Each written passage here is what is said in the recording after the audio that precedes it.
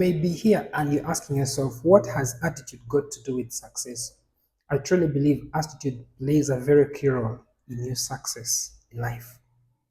How many times do we tell people, maybe a colleague at work, a sibling, or even a child, you have a bad attitude?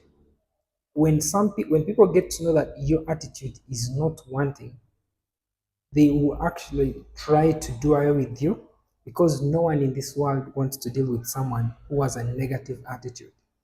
Apostle Paul, knowing this so well, he advised the Romans not to conform to the standard of the world, but to renew their mind.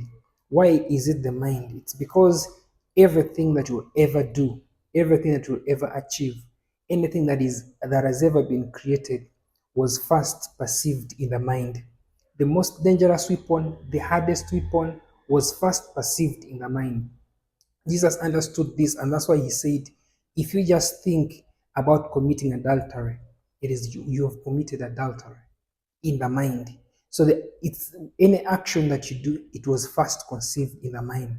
And that's why many people who are successful have learned to train their mind, have learned to train their subconscious mind to think in a certain way. Apostle Paul addressing the Philippians said, think of these things, whatever things are beautiful, whatever things are of good report, whatever things are lovely, think of these things. So the rich completely know these things and they train themselves constantly to think about these things, and this sets them apart from everyone else.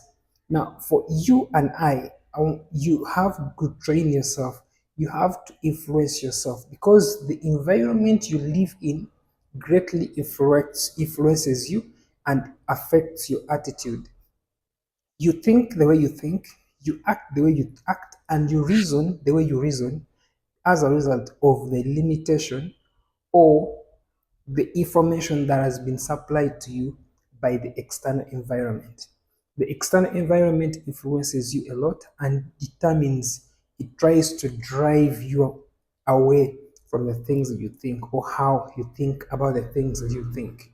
So, the best way to train your mind is to constantly think about the things that are lovely, think about the things that are of good report, think about the things that you love, the things that you think within you that actually will make something lovely come out of you.